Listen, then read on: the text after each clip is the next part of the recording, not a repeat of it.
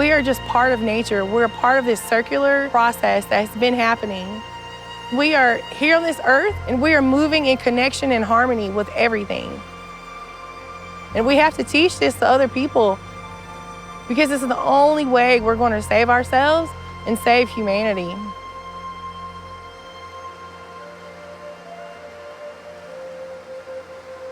I wake up every morning at 4 o'clock, and I don't know what it is, but people have told me that's like the ancestors are trying to talk to me. Being here and listening to the roar of this river lets me know that this river is alive and it is trying to heal. It reminds me of the hope that we're trying to bring to this river. It's just so important to protect this water because water is our whole existence. Being a water protector means that we have to fight for nature. We have to fight for the water, for the air, for all of the elements, as well as us as human beings, two spirits, and the animals. En Ise, water is alive.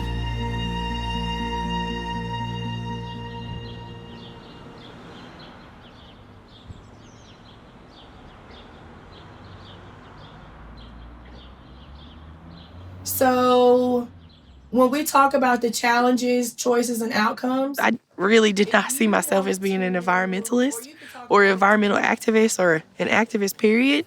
I just identify myself as Crystal. 5 years ago, I left D.C. I was a counterintelligence analyst working for the Department of Defense. I had two goals in life. One was to become a college professor, and the other one was to work for the State Department. And my daughter had developed 2 autoimmune diseases, so I needed to focus on her. We moved home, and I can always come back to a career, but family is first. And I started to understand about my people's problems, American Indians, of what we were experiencing. It just didn't sit right with me. My husband and I, we formed 7 Directions of Service, and it was actually just a project. We started going to these events, and we started speaking out. We would go to different climate summits, and we would actually do a land acknowledgement because we thought it was so important that people understood that we were still here in Alamance County.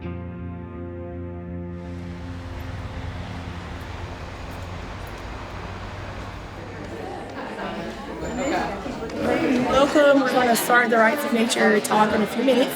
So please go to the link in our bio to get to the actual live stream. Hey everybody, welcome.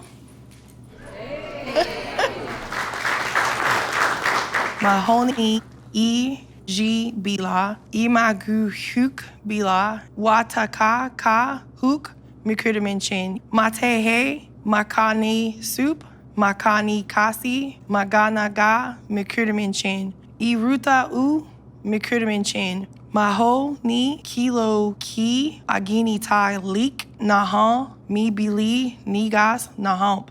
May the Creator be with us this weekend. I just want to let you guys know that Rights of Nature, it's Indigenous led. And we haven't listened to our people before, but it's time to start listening now.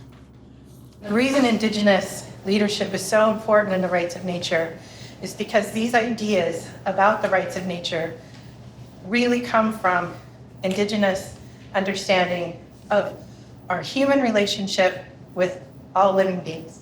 We're not owners of nature, we're part of a community. It's not just now, it's in the future.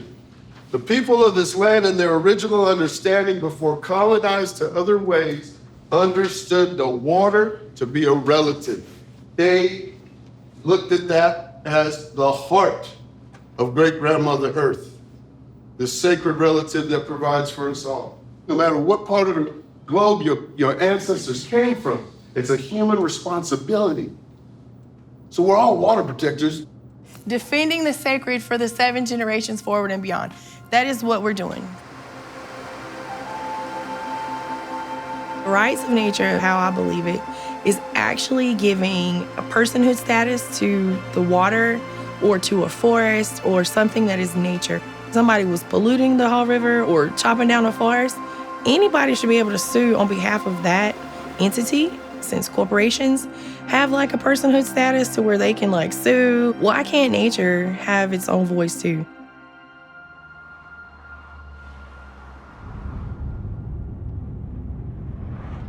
I'm a citizen of the Occaneechi Band of the Saponi Nation.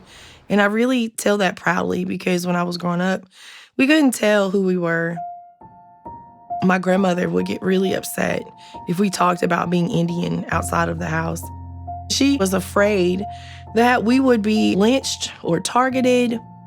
When I went to college, I felt the freedom, one, that I was able to just be myself, but two, I was able to research and learn more about the people where I came from, where I didn't really have that access in my community because it was so hidden from me. And I started there just trying to understand what did being American Indian mean to me.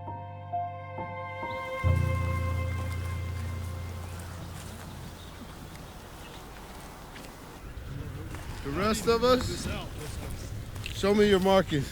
Indigenous issues affect everyone because they're human issues.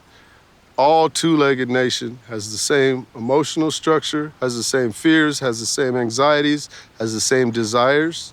The only thing that separates us is culture and language. All right.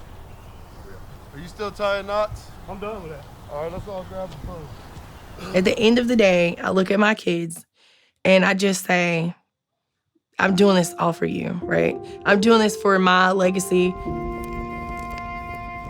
When I met my wife, I had to ask her uncle, the traditional elder and chief of this land, could I do the practices that I was taught on the West Coast? And when we did our vows on the traditional Indigenous wedding, I said, imagine the Creator has put us together for a reason. Imagine what we will be able to do together. I never expected in my 50 years, and I see somebody that I will follow anywhere, off any cliff, up to any mountain, in any river, in any fight. We are actively fighting, but it's going to take each one of you learning about the rights of nature and talking to 1, 2, or 3 other people that you know in your community.